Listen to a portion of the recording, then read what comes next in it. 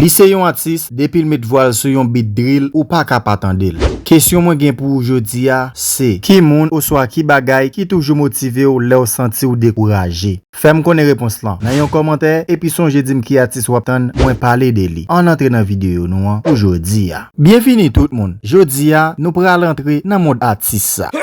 Fabio Foreign. Big drip, I fell in love with a lit bitch. Ayy, crip shit, ayy. She wanna suck on the lit dick.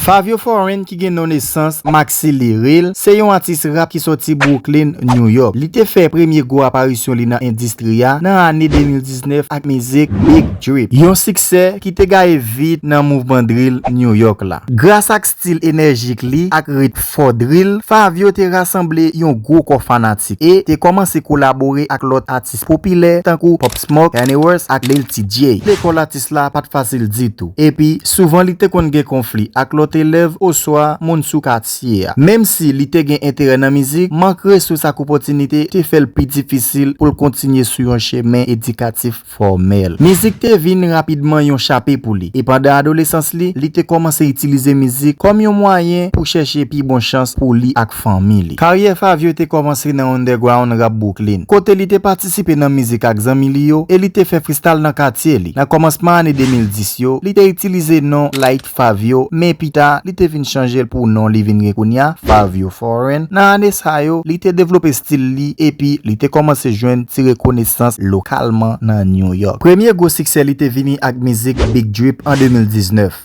Big drip, I fell in love with a lit bitch. Ayy.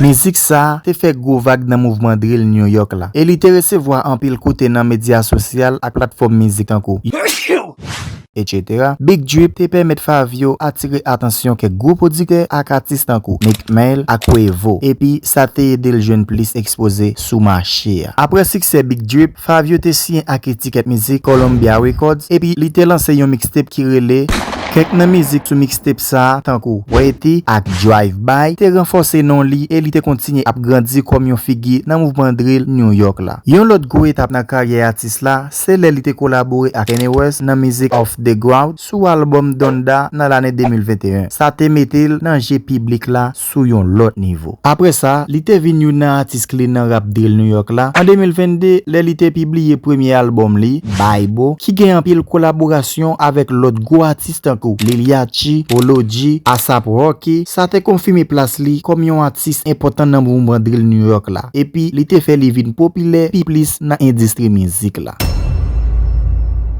Fabio te gen quelques moments publics mais li essaye kembe en pile dans relation li yo privé pendant dernière année yo. Li te dans relation ak yon fille qui relé Jasmine Giselle ak li gen deux ti moun. Jasmine te fait quelques apparitions dans médias sociaux yo, dans interview mais yo essaye kembe la vie famille yo discret. Artiste la gen 3 petites dans moment m'a enregistré vidéo ça. Le gen yon ak ancien ménage li et puis deux avec Jasmine Giselle.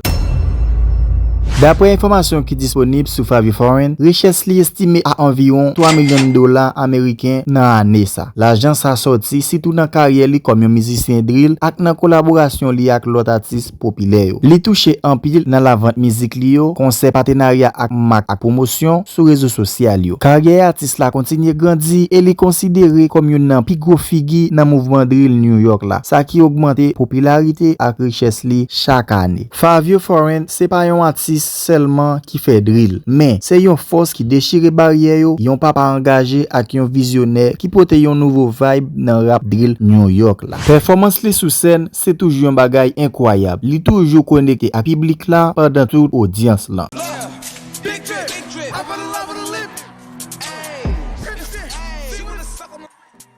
Pour causer collaboration, artiste la gen yon liste qui impressionnant. Mais quelques artistes li collaboré yo. Kanye West, Drake, Lil TJ, Nicki Minaj, City Girl, Quavo, Polo G, ak an pile l'autre encore. Collaboration sa yo te aide Fabio développer carrière li et puis mette non li sous yon niveau qui pi haut dans industrie musique là. Yo montre tout versatilité li et puis capacité li pour adapter ak différents styles musical. Fabio te recevoir nomination pour plusieurs primes qui reconnaît talent li nan monde musique drill la. Li te candidat pour BET Hip Hop Awards comme New Artist Comer nan année 2022. Li te participer dans collaboration avec artistes importants qui gen pile renommé, qui te augmenté visibilité li ak valeur li musicalement. Ça qui inclut participation li nan album Carnivores la, Donda, et spécialement nan musique of the Great. Côté li te joué tête plusieurs classements. Kek nan collaboration li yo ak Drake, ak Lil TJ, Soudemon ak Zuyok, tout te bali plus reconnaissance dans industrie. Nomination sa yo montre ki jan Fabio a fait un impact dans industrie musique la. A ki jan talent li commence jeune plus valeur ak appellation nan gros événement prime musical yo.